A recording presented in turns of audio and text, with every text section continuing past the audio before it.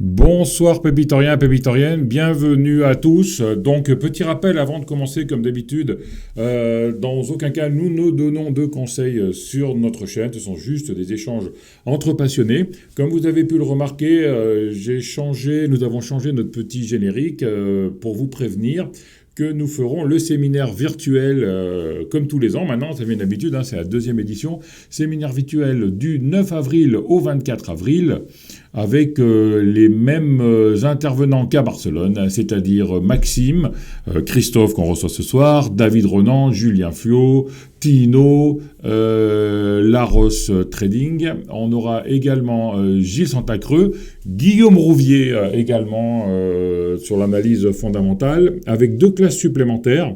Donc la classe de Vincent Grard sur les ETF de Trade Republic. Et enfin, un grand plaisir, Tradosor a accepté de venir nous faire une masterclass online. Donc voilà, ce sera du 8 avril au 23 avril. Normalement, ce week-end, je prépare tout, je vous mets les places en vente, etc. On se retrouve donc dans 3 petites semaines. On continue notre série d'interviews avec les intervenants de ce séminaire. Ce soir, on reçoit Christophe, Investir Zen, Trend France, etc., etc. Salut Christophe, comment vas-tu ? Salut, bonsoir à tous. Ça va et toi? Très très bien, très bien. En plein préparatif du séminaire, beaucoup de boulot. Voilà. Ouais. Ça fait plaisir de te recevoir. Eh ben, ça me fait plaisir aussi d'être là. Alors même si nous on communique pas mal en dehors, mais c'est Ouais. toujours un vrai plaisir de venir chez toi. Oui, et merci, le plaisir est partagé. On avait fait tout au début, en 2021, si je dis pas de bêtises, ou après l'été 2020, on avait fait une interview un peu vérité, qui est Christophe, comment t'es venu en bourse, etc., etc. Maintenant, on est en 2024, presque 4 ans après, le temps passe vite. J'aimerais bien faire une petite interview sur quel a été ton parcours pendant ces 4 ans avec tout ce que tu as fait évidemment, qui est énorme. Et puis, on finira peut-être en discutant de l'évolution de notre petit joujou, qui sont les réseaux sociaux. Donc, Ok? on commence déjà par ton évolution depuis 2020. Donc, 2018, toi, t'es rentré... on va commencer directement à ton entrée sur les réseaux sociaux Twitter. T'es arrivé sur Twitter vers quelle année, toi ? 2018, je crois. Je ne saurais pas dire si c'est début ou fin d'année ou milieu d'année, mais je crois que c'est 2018. D'accord. À l'époque, tu étais Là, intraday, c'est ça, non? Ou c'était non, avant? non, non, non, non. Non, non, je faisais déjà du trend following depuis un bon moment. Alors, Ouais. comment je suis arrivé sur Twitter, je ne saurais pas te dire. J'ai aucun attrait pour les réseaux sociaux. Enfin, j'ai aucun attrait pour tout ce qui est social d'une manière Ouais. générale. Euh, mais comment je suis arrivé? Non, je devais suivre des Américains, je pense. Enfin, je devais Mhm. être sur des newsletters, on regardait des vidéos américains. Puis un jour, il y en a un qui m'intéressait vraiment, qui disait qu'il était sur Twitter. Donc, je crois que c'est comme ça que je suis arrivé sur Twitter, il me semble. D'accord. Et puis, bah, j'ai découvert la twittosphère francophone. Je dis francophone parce qu'il y a des Français, mais il y a aussi pas mal de Belges, Canadiens, etc. Bah, Mhm. je pense ou des personnes qui sont à l'étranger. Je pense à Laetitia, par Laetitia, exemple. ouais. Il y Ça a fait d'autres, longtemps hein. que j'ai pas entendu parler d'elle, d'ailleurs. Moi aussi, moi aussi. Bah, du coup, j'ai découvert cet univers qui était, ma foi, fort sympathique. Alors, je sortais de l'univers quand même US où il y avait énormément de contenu, de partage, etc. Et puis en France, il y avait quand même très, très, très peu de choses. Et encore beaucoup, beaucoup, beaucoup de personnes qui investissaient un peu au hasard ou en fonction de ce qui sortait le vendredi soir dans le magazine Investir ou Les échos, ouais. Mhm. Les Échos, exactement. Donc on en était à peu près là en 2018. Effectivement, il y avait un énorme gap avec ce que je suivais D'accord. aux États-Unis. Et donc, tu as créé tout de suite un indicateur qui a toujours été gratuit. C'est l'indicateur qui s'appelait Trend France à l'époque. Ouais, mon compte Twitter, il s'appelait Trend France. Et puis, alors, j'ai pas distribué cet indicateur. En fait, au départ, je l'ai fait pour moi, mais il y avait déjà un petit moment quand même que j'avais Mhm. fait pour moi. Je sais plus, mon compte Prend Time, il date de, on va pas dire de bêtises, mais peut-être 2010, 2011, 2012, un truc Ah comme oui, ça. quand même, ouais. Je sais Mhm. plus de quand il date, mon compte Prend Time. Et j'avais déjà l'habitude de me créer des indicateurs en fonction de ce que je recherchais, etc.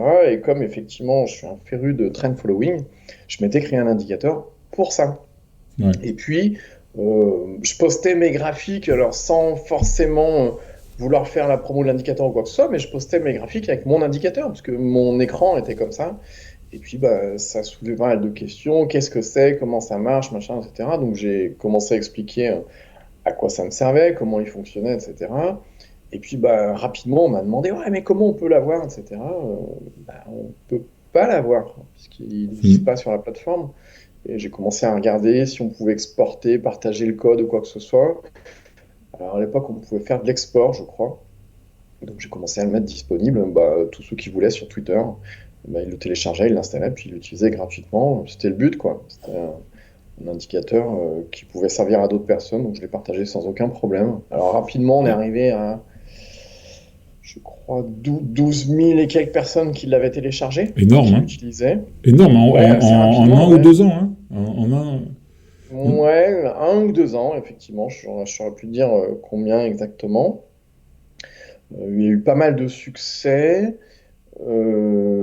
J'avais été contacté par ProRealTime pour savoir si on pouvait l'intégrer dans la plateforme. Donc, bah, ça s'est fait.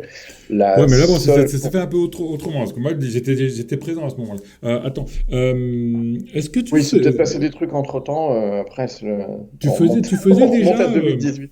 tu faisais des Comment? émissions tous les soirs déjà sur les actions ou c'était Je pas les crois actions furieuses? pas. Les actions furieuses, ça a été après, mais il y avait une pré-action furieuse, non, si je dis pas de bêtises. Je crois pas. Ou alors j'ai peut-être oublié. J'en sais rien. J'en sais rien. Je crois pas avoir fait de vidéo avec l'indicateur Trend Ah, je me France. souviens Il me plus. semble pas. Ouais. Je suis pas sûr. J'en Non, sais rien. si, tu faisais un débrief de marché, de trading tous les jours, je crois. Peut-être. Je Écoute, crois. Et après, il y a eu, bah, c'est là où on s'est vraiment connus, parce qu'il y a eu un hater sur Twitter qui te menaçait alors, assez ah ouais, cher. voilà. Alors, j'avais oublié ça, Ah. effectivement. Et cette personne-là, alors qui est allée quand même très très loin, je ne vais pas refaire toute l'histoire, mais j'ai dû faire intervenir la gendarmerie, etc., parce qu'il avait posté la photo de mon fils, mon adresse, etc. Il voulait plus rentrer de l'école tout seul, tellement il avait peur, enfin bref. Et puis Et nous moi, aussi, hein, d'ailleurs, c'est là où on s'est connus, parce que moi, en fait, il avait fait la même chose, mais en privé. Il m'avait ouais, envoyé les photos de mes avec ta filles, fille. etc. Ouais. Ouais, exact. Une belle ordure, ce mec-là. Ouais. Enfin bref. Et puis ouais, il t'a pas envoyé que la photo de ta fille, il a mis des petits commentaires comme quoi il pouvait Ouais. te trouver facilement, etc. Enfin bref. Bref. Et parmi les questions qu'il soulevait, il disait ouais, mais il y a sûrement un virus, ce gars-là, c'est un Il voulait crétin de le le distribuer code. gratuitement, Ouais. etc. Je dis bah non. Il n'y a pas de virus, le but c'est juste de partager un indicateur que j'ai fait pour moi et puis beaucoup de personnes m'ont demandé s'ils pouvaient l'avoir, donc voilà, je le partageais. Et une des solutions, bah, celle qui a été retenue, c'est que l'indicateur soit repris dans ProRealTime de manière native. Comme ça, il n'y a pas de fichier à télécharger, personne peut avoir peur d'un virus ou quoi que ce soit, et c'est comme ça que ça a été intégré dans ProRealTime. La seule condition pour moi, on en avait discuté auparavant, c'était qu'il reste gratuit. Mhm. Donc il est resté gratuit. Et puis bah, de 12 000 utilisateurs, c'est passé assez rapidement à, je sais pas, 18 000, etc. Puis après, avec les autres indicateurs, rapidement, on a passé le palier des plus de 25 000 utilisateurs. Je te parle de ça, c'était il y a 1 an ou 1 an et demi. Donc maintenant, ça doit être, je sais Et pas ça combien avait été ça. rebaptisé à l'époque les PRT bandes. PRT Band. Donc ça s'appelle toujours PRT Band. Si vous avez ProRealTime, vous cherchez dans les indicateurs PRT Band et vous avez ce fameux indicateur. Enfin, il y avait, Tiens. si je me souviens bien, à l'époque, c'était le quatrième indicateur le plus utilisé sur la plateforme, hein, si je dis pas de bêtises. Ouais, ouais. Le premier étant le Probablement toujours, volume, je sais donc pas. c'est vraiment un gros indicateur, quoi. Ouais. Ouais. Ouais. Et là, c'était ta première coupure des réseaux sociaux. Tu avais arrêté pendant un petit moment, je crois. Oui. Après, avant, j'avais déjà fait la connaissance de pas mal de monde, hein, Ouais. dont toi et puis pas mal d'autres. Il y avait Euh, XS Trading, qu'on salue. Il y avait ouais, bah, Pixel. on est toujours en contact, hein, Ouais. ouais. Il y avait David et Bébert, Ouais. il y avait Adrien, Nicolas. On était une bonne flopée, quoi. Mhm. Et puis effectivement, après, j'ai coupé un peu des réseaux. Alors, d'une part, pour plus être la cible de ces attaques-là, et puis bah, pour laisser la- je te dis tout ou pas? Ah oui, tiens, peut-être tu vas Ouais. m'apprendre quelque chose, Alors, ouais. le truc affreux, la gendarmerie m'a demandé de faire des captures de tout ce que disait ce fameux gars. Ouais. Sauf que il était très bavard et je me suis retrouvé rapidement avec 400 captures de conneries, d'insultes qui déblatéraient sur moi, etc. Donc il y a un moment où psychologiquement, ça t'assomme quand même Ouais. de voir toutes ces merdes toute la journée sur toi. Mhm. Donc j'ai coupé, tout simplement. Et puis j'ai demandé à la gendarmerie, je leur ai dit, bah voilà, j'arrête. Et puis faites ce que vous avez à faire de votre côté. Donc ils ont fait ce qu'ils avaient à faire de leur côté. Ah, et tu sais comment ça finit ou pas? Ils l'ont trouvé ou... Bah, y a toujours une zone d'ombre. C'est que le mec a disparu, j'avais envie de dire, des réseaux, non, et du monde entier. Alors, toi, tu sais comme moi les raisons probables. Parce qu'on avait, à force de chercher, on avait trouvé des informations sur lui. Et puis, une âme charitable m'avait même donné toutes ses coordonnées. Ouais. Euh, enfin, une âme charitable russe, on va Ouais. dire. Poutine? Et en cherchant, bah, toi et moi, on avait découvert que ce mec-là faisait probablement toutes les semaines ou tous les 15 jours, je sais plus, des séjours en hôpital. Donc, J'en souviens pas de ça. Ah, ouais, tu te ouais. souviens pas de ça? Non. Ah, parce que C'est pas presque tous arrivé les 15 jusque-là. jours, il était absent pendant une semaine, Ouais. par exemple. Donc, bref. Et puis, on avait aussi des infos sur sa femme. Donc, bref, on Attends, on ça, je m'en connaissait un souviens petit pas. peu. Elle se souvient pas ça? Tu m'avais pas tout dit à l'époque. Ah, ouais. Ah, peut-être, peut-être. Ouais. On en parlera Donc en antenne. Ouais. voilà, on avait de fortes chances de penser que ce monsieur a fait un long séjour en hôpital psychiatrique. D'accord. Et, euh, et pourquoi je te disais ça, je sais même plus. Pourquoi tu avais arrêté? Parce que tu as arrêté, c'était Ah, une demande et de la puis voilà, gendarmerie, en fait. effectivement, le fait de voir tout ça, ça assomme psychologiquement. Et Mhm. moi, je tiens à ma santé mentale, donc j'ai coupé tout Ouais. bêtement, hein. Ouais. Moi, je me souviens très bien, c'était un été, j'ai passé un sale mois de juillet. Il Oh, m'avait niqué les vacances. Bon, c'est pas grave. Ensuite, il y a eu les Actions Furieuses, oui. où il y a eu Euh, l'indicateur avant, je me ouais. souviens Il y a plus. peut-être eu des trucs entre-temps, je sais Ouais. plus, je me souviens plus. Non, il y a eu l'indicateur. Euh, Il y a eu un moment où j'ai eu besoin, alors toujours pour moi, de me faire un indicateur un petit peu plus court terme que PRT Bands, parce que je sais pas si tu te souviens, PRT Band, moi je l'avais codé pour l'utiliser sur du graphique hebdo, donc une bougie égale une semaine. Et j'avais besoin d'avoir des entrées encore plus précises, etc., toujours pour faire du trend following, mais euh, avec des entrées un peu plus chirurgicales. Et donc, je me suis créé un indicateur pour ça. Cet indicateur, après, bah, j'avais la première expérience de PRT Band, donc je me suis dit, bah, pourquoi pas le distribuer. Et puis, bah, entre-temps, il y a ProReal Code qui a lancé une plateforme, une marketplace, où Oui. on pouvait distribuer nos indicateurs sans avoir besoin de faire télécharger un fichier, juste avec un numéro de licence qu'on rentre dans ProRealTime et qui active la licence de l'indicateur qui D'accord. correspond. Mhm. Donc voilà, je crois que c'est pour ça que j'ai lancé Extra Train, il me Un semble. immense succès également, hein. Il a été téléchargé Oui, combien de fois? Tu as les stats ou pas?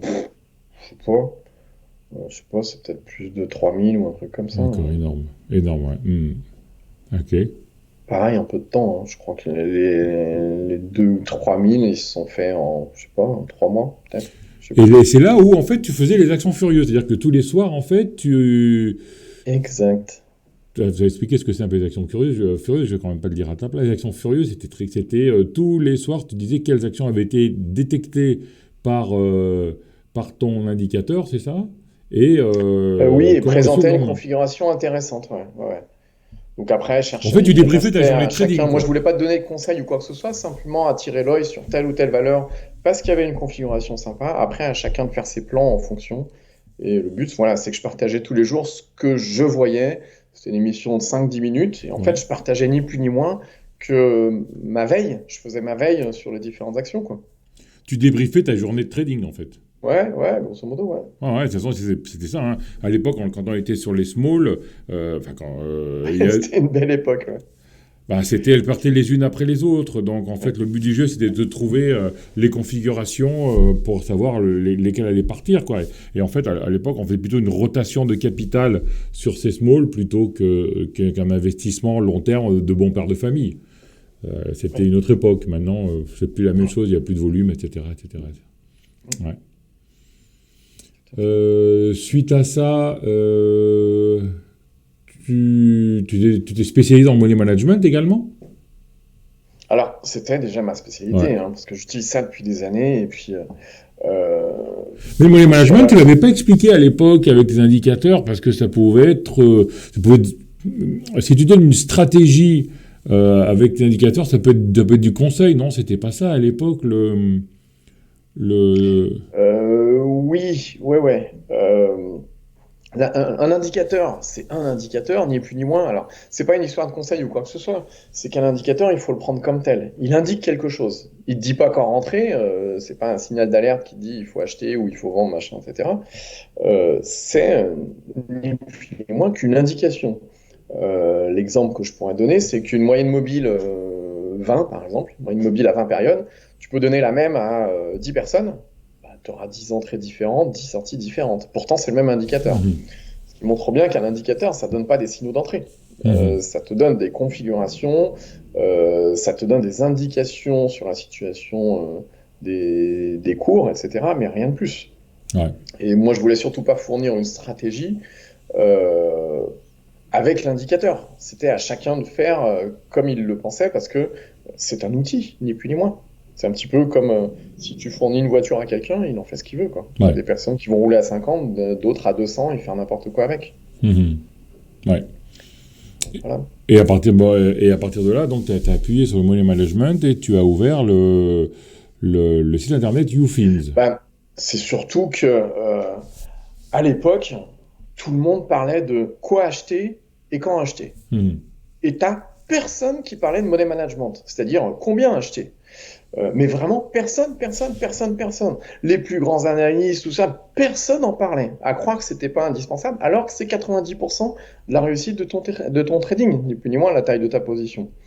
Donc je trouvais que c'était une grosse lacune et j'ai commencé à en parler dans des webinaires avec Nicolas Chéron, Mhm. les Bing Trading Day, etc. Puis après j'ai fait des vidéos un peu plus spécifiques et puis effectivement tu le mentionnais, il y a un moment où avec Ludo, qui était également sur Twitter, on a lancé YouFins avec un simulateur de money management, etc. pour que on puisse apprendre en jouant, entre guillemets, Mhm. comment gérer les tailles de ses positions, etc. Ouais. J'ai vu d'ailleurs que j'ai vu passer un tweet comme quoi tu l'avais réactualisé ou tu l'avais remis à jour dernièrement. J'ai vu un tweet hier ou Bien, avant-hier, je crois. écoute, je l'ai rendu plus difficile et je l'ai mis à jour également. Et en même temps, on peut enregistrer ses scores. Donc il y a un top 30 si vous voulez essayer pour rentrer dans le palmarès. Je te donnerai l'adresse, tu mets en dessous de la Ouais, ouais, je vais vidéo. mettre en dessous. Ouais, ouais. Ouais. Ok. Donc vous regardez en dessous de la vidéo, il y a l'adresse et ça permet d'enregistrer ses performances. Alors je vous cache pas qu'aujourd'hui, c'est un top 30. Dans les 30 premiers, il y en a bien 80% qui sont issus de la formation, Ouais. puisque ils savent gérer leurs risques, hein, tout bêtement. Mais oui, c'est un simulateur vraiment pour apprendre en jouant comment et pourquoi d'ailleurs, pourquoi gérer ces tailles de position, etc. D'accord, excellent. Ok. Donc YouFins, tu as arrêté ensuite les actions furieuses. Tu as Oui, au arrêté les bout actions furieuses. Alors de... tu m'avais dit j'arrête les actions furieuses parce que les indices se retournent. C'est bien Ah, ça. oui, moi je t'en avais parlé, je t'avais dit, c'est pas parce que les indices se retournent, je t'ai dit parce que il est probable qu'ils se retournent et je voudrais pas inciter des personnes à prendre des positions sur des Ouais, valeurs, c'est donc ça. je veux pas attirer l'attention sur des valeurs.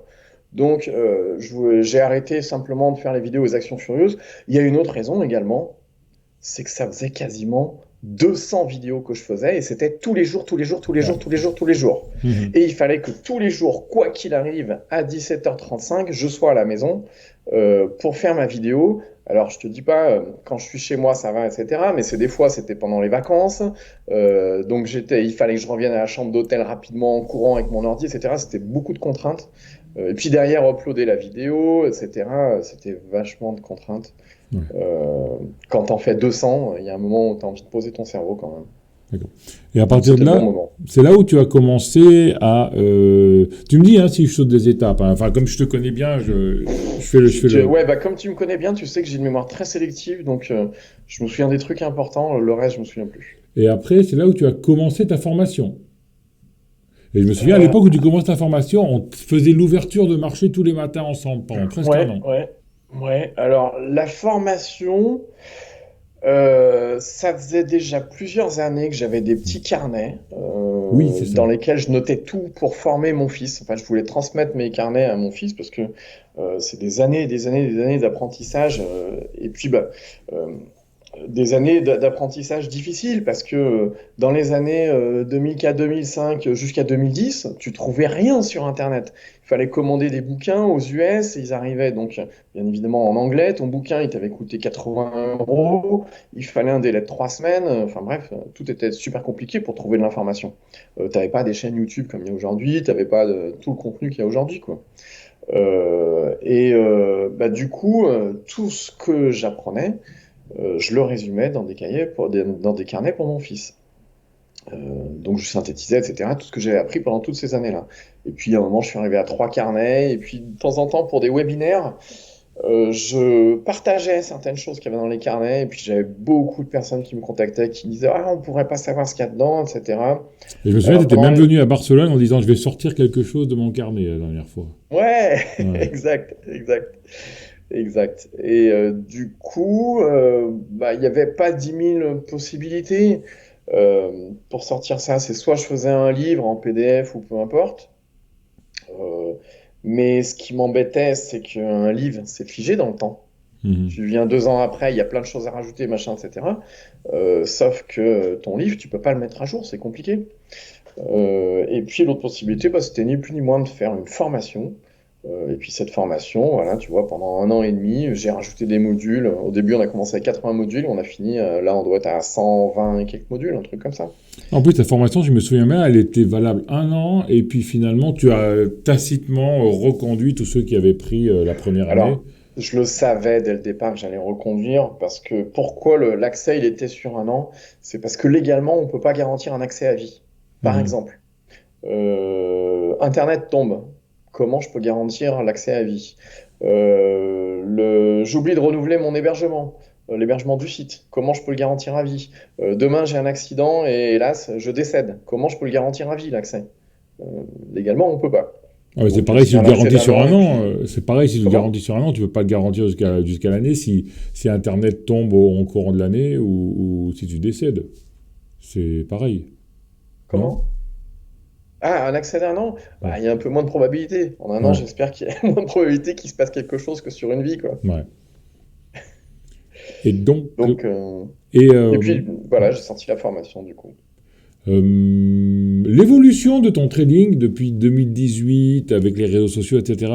Est-ce que toi, tu as apporté beaucoup aux réseaux sociaux et est-ce que les réseaux sociaux t'ont apporté également?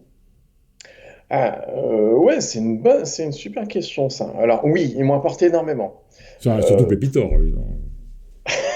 Avec Ben. Bah, ça a été un vecteur pour rencontrer pas mal de personnes, les réseaux sociaux. Je sais pas, j'ai rencontré assez rapidement bah, Nicolas Chéron, rencontré en physique, hein. J'ai rencontré, je sais pas, Philippe Béchade, Karen, Trado. Mhm. Trado, j'ai eu ce grand honneur et plaisir de le rencontrer il y a des années de ça. J'ai rencontré, qui est-ce que j'ai rencontré? Ah, Rodolphe Stéphan, comme Ouais. ça. C'est comme ça que j'ai appris qu'on habitait à 200 mètres et qu'on va manger de temps en temps. Quand toi tu montes sur Lyon, on va Oui. manger ensemble. Ouais. Enfin, on a mangé deux fois. Ah, une fois ensemble, je Ça, crois. c'est je sais On plus. a Enfin essayé bref. plusieurs fois et à chaque fois, il n'était Nous, pas tous les deux, en disponible tout et une cas, fois, on a réussi. bah, Ouais. Hmm. voilà. Tous les deux, pareil, on s'est rencontrés en physique assez rapidement et on a passé pas mal de temps ensemble. Adrien, Ludo, David, et Bébert, Xavier, XS Et dans Trading. ton trading, ça s'est transformé, ça t'a apporté quoi? Enfin, moi, tu arrêtes pas de dire que Ben t'a beaucoup appris parce que ça t'a Ouais, rentré la pénibilité en plus ouais, sur tes facteurs de trading. ouais. Bah, il a intégré, en fait, alors inconsciemment, hein, parce il m'a pas appelé et puis il m'a dit, tiens, tu devrais faire ça. Je l'ai eu de temps en temps sur Skype, mais c'est pas son genre de discours.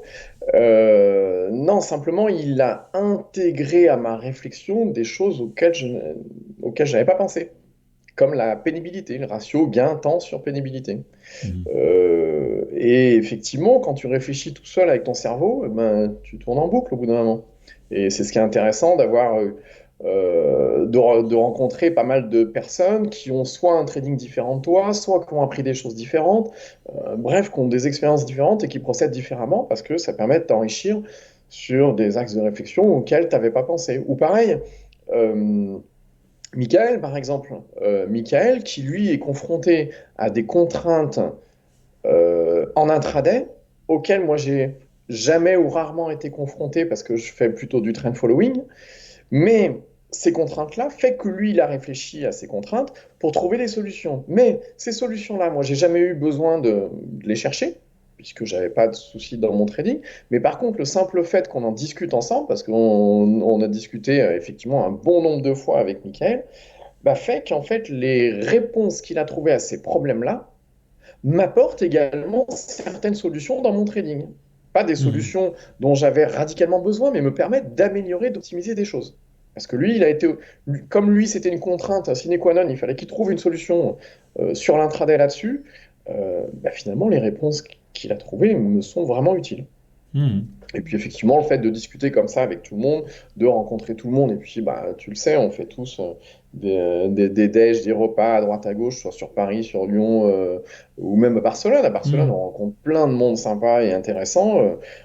Tu parlais dans ta présentation, par exemple, de Guillaume Rouvier. Oui. Grande Voilà. découverte pour moi, hein. Je connaissais Ah pas bah du moi tout, mais aussi. ça a été la C'est découverte de une l'année personne. 2023, hein, pour moi. Ouais, c'est une personne incroyable et qui a beaucoup à nous apprendre. Je sais pas, David Ronan sur Lyon, on s'est fait un bon resto avec Christophe aussi de Swing Bourse. On a Mhm. passé une super soirée, on a discuté de plein de choses, etc. C'est toujours très enrichissant parce que chacun a ses propres contraintes de temps, de capitaux, de psychologie, etc. Et chacun trouve des réponses bah, à ses propres contraintes, mais ces mêmes réponses, elles peuvent servir à d'autres. Tout à fait, Donc tout ça, à c'est fait. super enrichissant.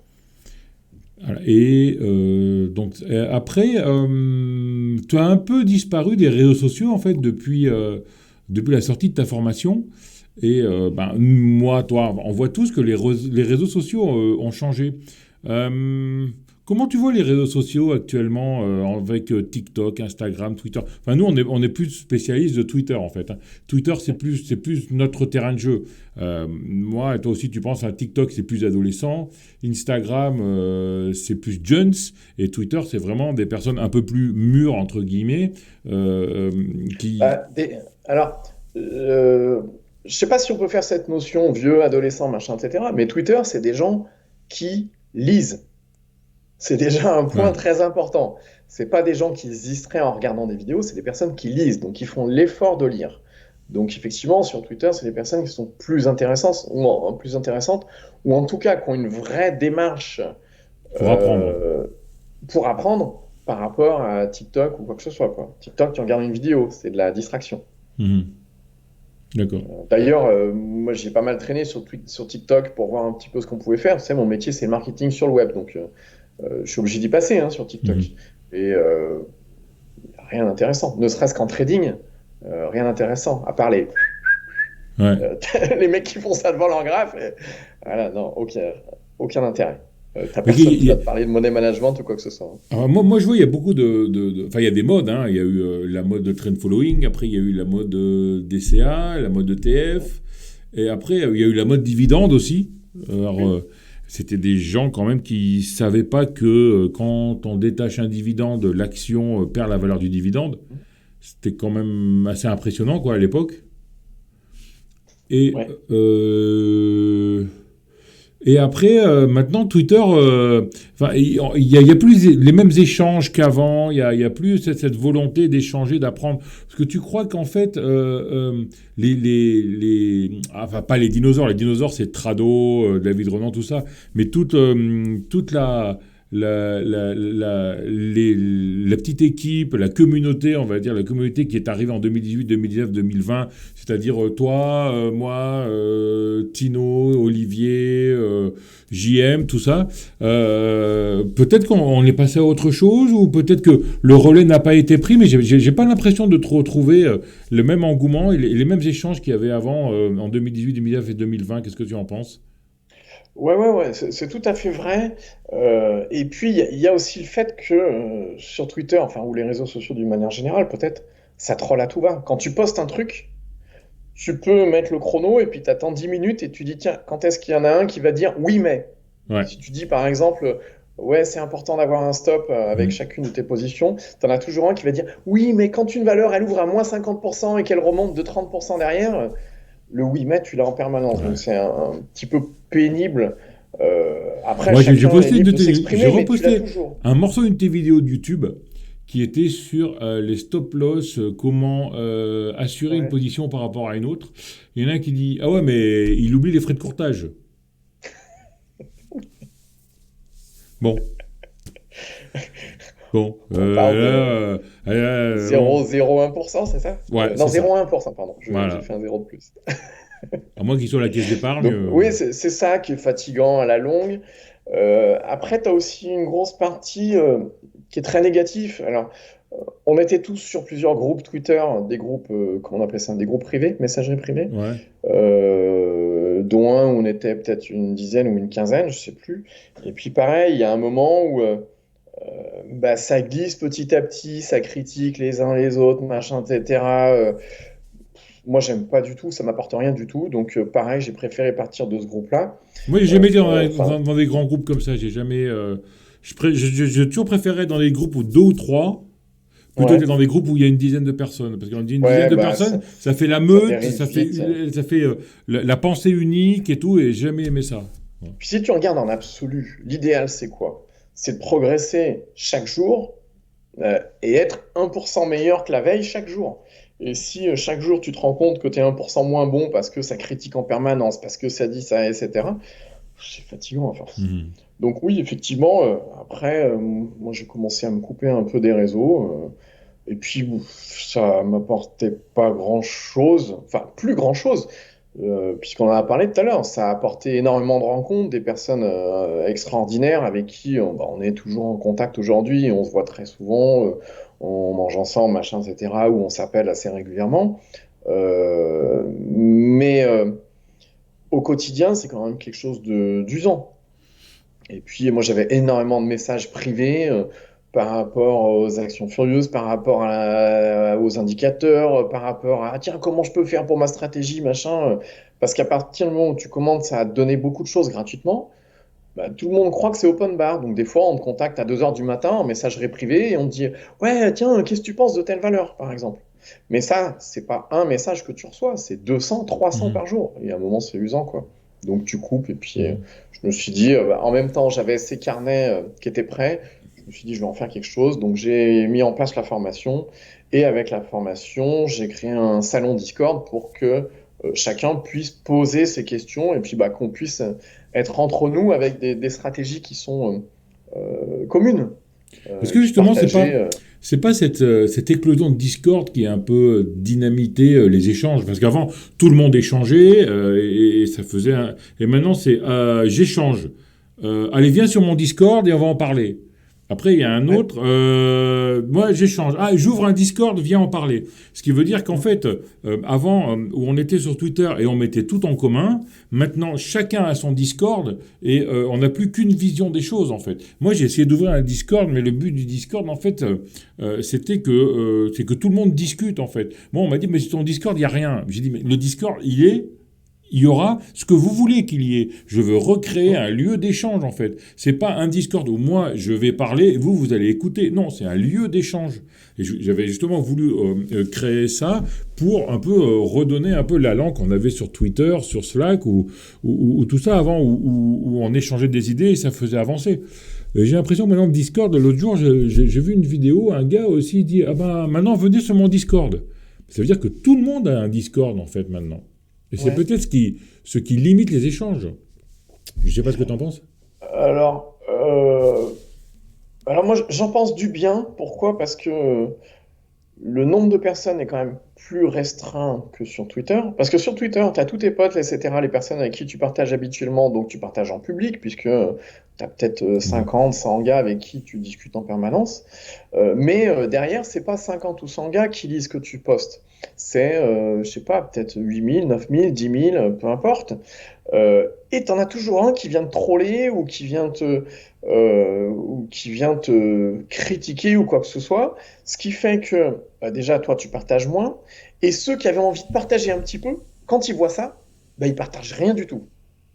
Parce qu'ils n'ont pas envie de se faire troller, etc.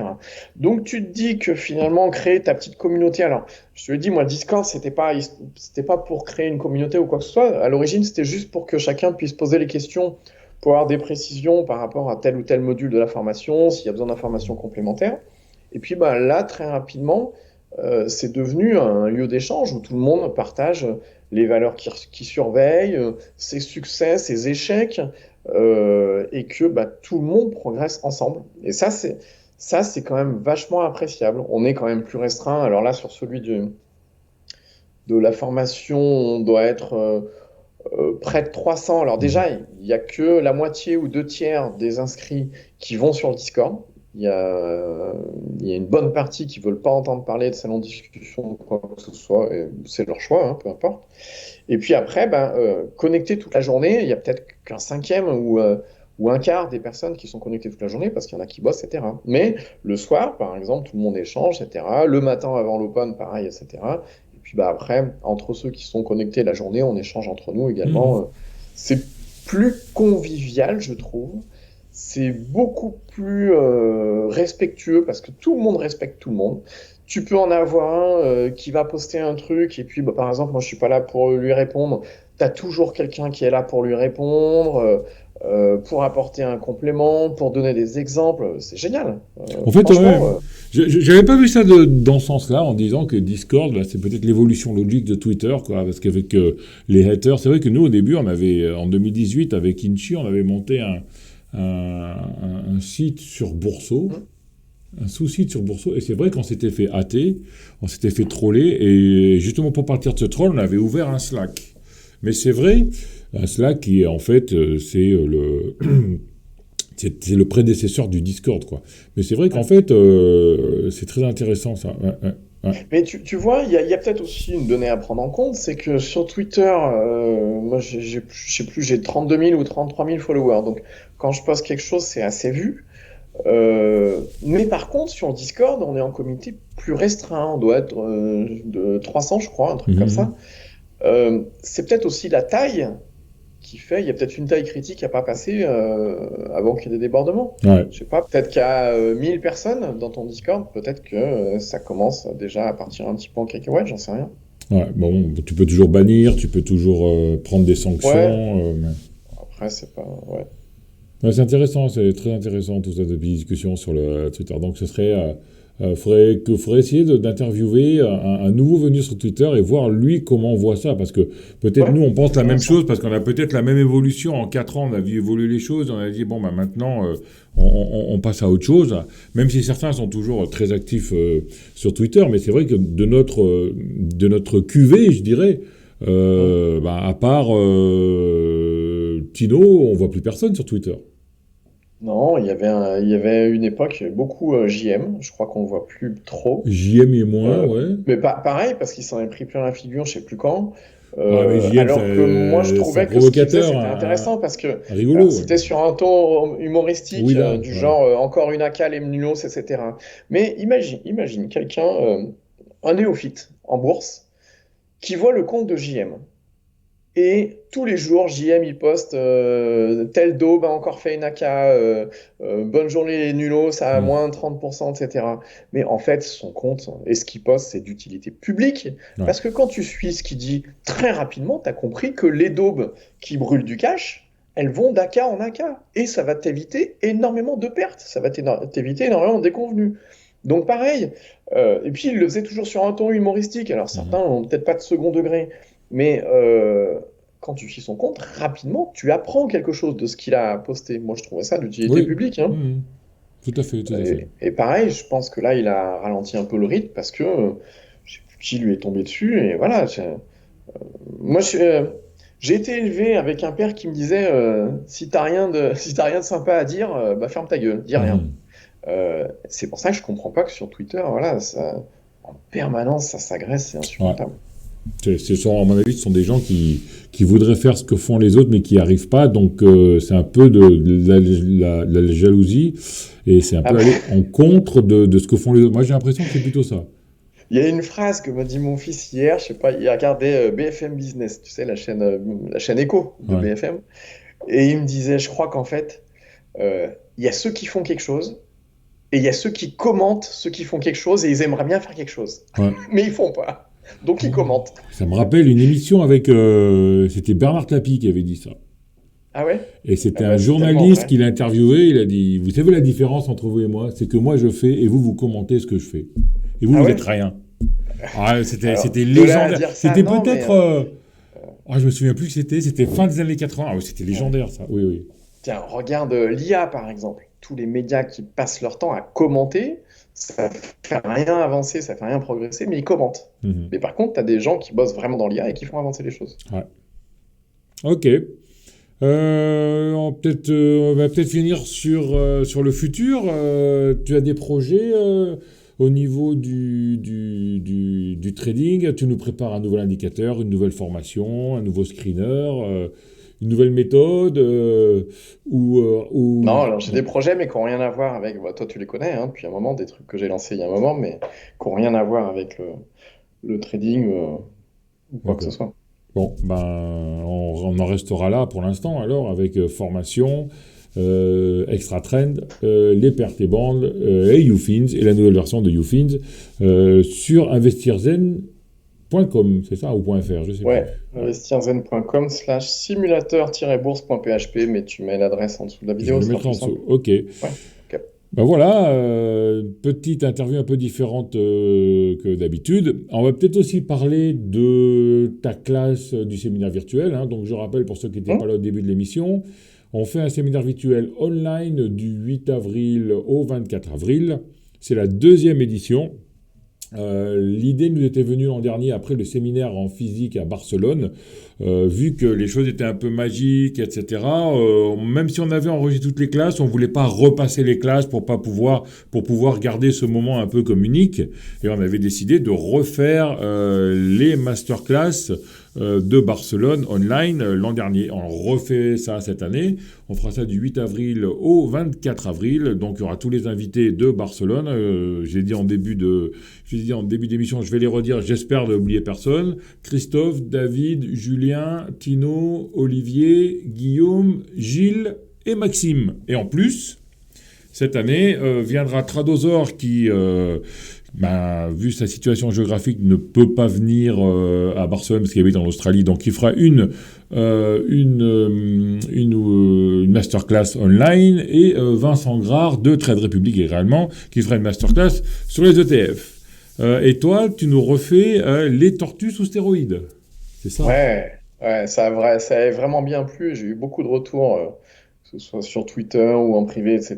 Et ouais, c'est un truc très intéressant Donc qui permet de mettre au... Comment? la stratégie des tortues revisitée par Christophe.